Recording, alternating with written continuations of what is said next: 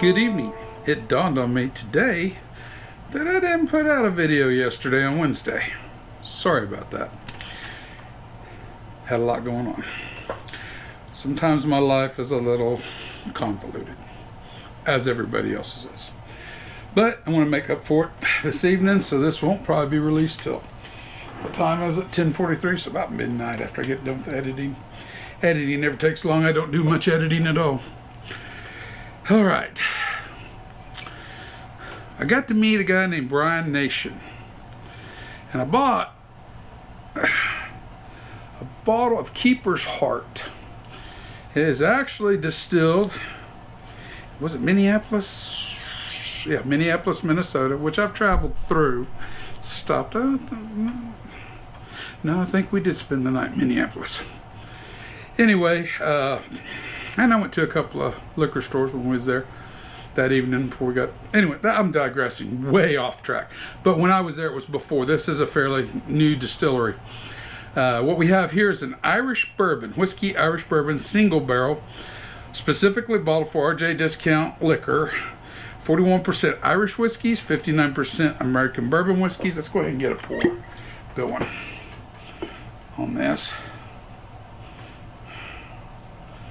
Okay. And very informal setting. I didn't really have time to set anything up.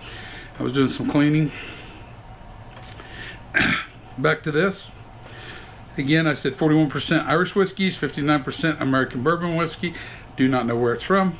And finished in orange sherry barrels. I did not know what an orange sherry barrel was. Brian said he had never heard of it before when I talked to him.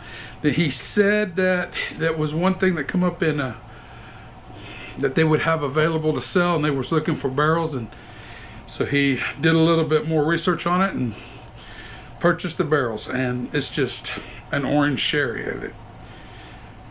I really don't know how I don't remember how he described it. It wasn't like they put oranges in the sherry barrels when they were done. It was an orange sherry. It was something that they added into when they made the sherry.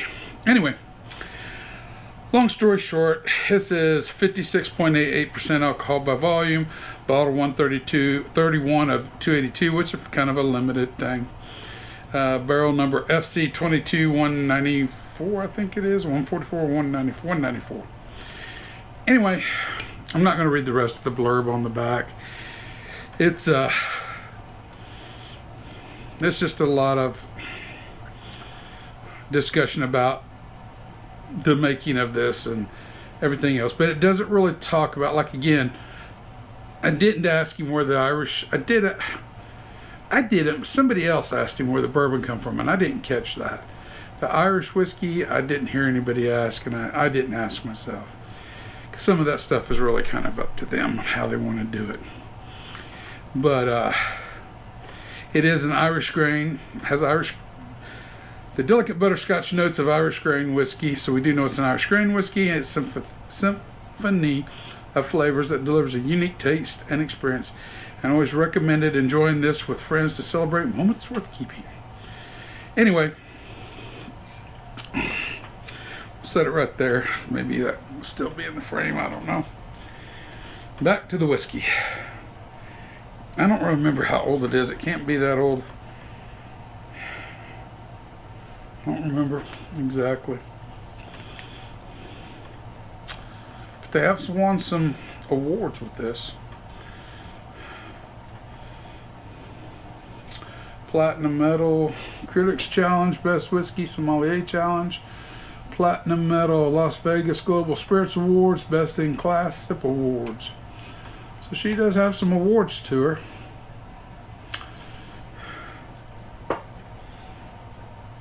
A very nice guy. He was a very nice guy. I mean, he was very personable. I have nothing but positive things to say about the guy. I enjoyed, we had some one-on-one conversation, and it was just amazing. I learned a lot. You do get the bourbon corn, but you get that Irish pot still note to it. The sherry comes through, and the orange note from the sherry comes through. I wouldn't be able to personally tell you what kind of orange. Valencia is what I think it said.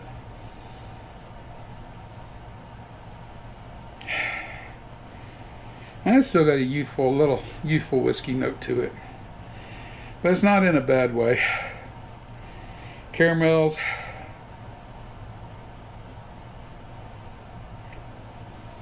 And a little butterscotch for sure.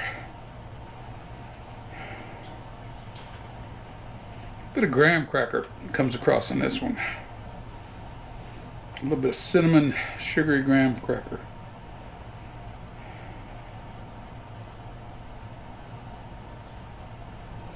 It's like you put a little orange marmalade on a cinnamon sugary graham cracker, coat it in caramel and butterscotch.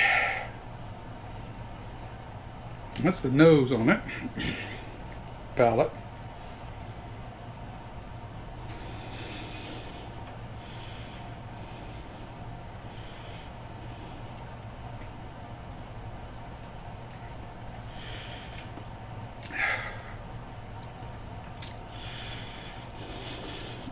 There is some heat with it.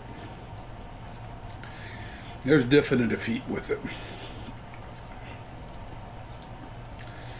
Once you work through the heat though, cinnamons, a lot of cinnamons in that heat. Gentle orange note. Get a little bit more of the dried stone fruits.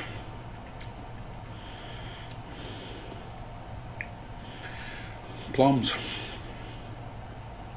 peaches, back to oranges, and that graham cracker cinnamon is up front in that. And that brings up a nice little fruity note as it goes through it with the heat. Oh, it's a medium finish. It's not a long finish. That first sip is definitely a palate attention getter. You're going to know you've drank something. You're going to know you drank some whiskey. You feel all the 59% of that one. Is that what it was? 59 if I remember right. 56.88. We'll call it 57. We'll round up. But you're getting all 57 percentage points on that.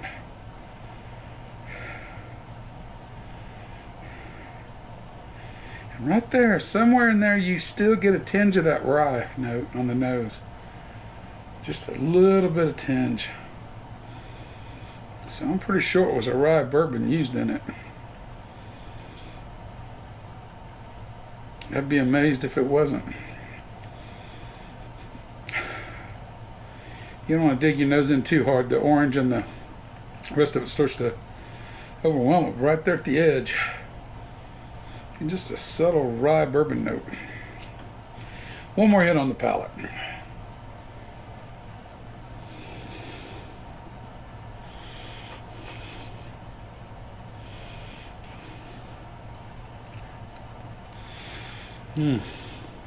Alright, now the palate shock is over.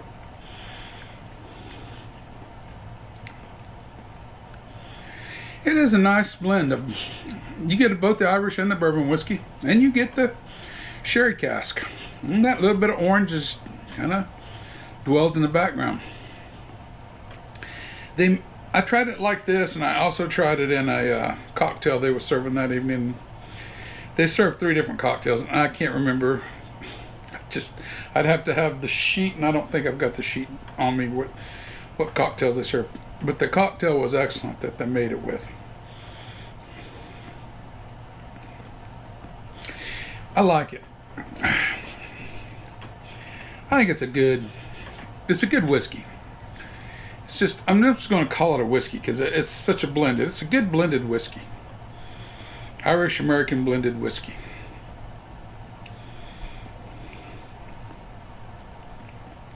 It's like nothing I've never had before quite. But it's also so unique that it's nice. I would like to see it with a little more age on it. And I think. But a new distillery, you get what you get in the early days, and this is what it is. So I think if you put some age on this, it's really going to start to shine. I really do. Still a little hot for the youth of it. Score-wise on it, I really don't know. This score I'm going to give is not based on anything because there's nothing really in this blend category that I can really truly compare it to put it where it should go. So this is just a pure taste factor score. I'm gonna give it an 87. This is definitely a high B. Definitely a high B. It's missing a lot of things that would send it over into the A range, but it's a high B just based on uniqueness, and it's nothing really off-putting other than it needs a little more age. I mean, there's no real off-putting notes, and it's a little hot. That's the most off-putting thing in the whole thing. The flavors are all there once you work through the heat, but it's to be expected. I mean, you know, I'm not sure, but if I was to guess, maybe 2 years in the barrel. I don't know. As I don't know what the marrying process was. I don't know how long the bourbon had been a bourbon before they bought it to blend with this. How long the Irish had been an Irish. We know Irish had to be 2 years. Bourbon, whether it doesn't, I don't recall if it said it was a straight bourbon whiskey or not. It just says Irish bourbon. Yeah, I'm unsure about it if it was a straight bourbon whiskey or not. So capture the heat and soul of an Irish bourbon expression. Sweetness of bourbon. So, you know, depending on whether it was straight bourbon whiskey or not, depends on how long it was, how long aged it was. Well, Irish whiskeys, that's a minimum of 2 years before they call them Irish whiskey. So we do know the Irish whiskey is 2 years. And that don't know how long of a marrying time they had. But I think from whatever they started the marrying time and the barrels that they chose, add a few years to that, and I believe it's gonna turn into a very, very nice whiskey. All right, give it a score. I've done everything I need to do with that. In discussion with Brian, we was talking about favorite Irish whiskeys. Now, Irish whiskeys ain't necessarily my favorite whiskeys. They're not bad. I like the Napo Castle. I like some Bushmills offerings. They're just kind of an average whiskey to me. What else? Sons of Erin. I've had several different ones. The Sexton was really surprisingly good for what it is. It's a sherry cask whiskey. But in the past, when I was talking, he put me on the spot. He goes, "Well, what's your favorite Irish whiskey?" And I had to think about it for a minute. I said, "I think Powers. Powers, John Lang, 12-year-old. He goes, "I really like that one too." So he was a fan of that one as well.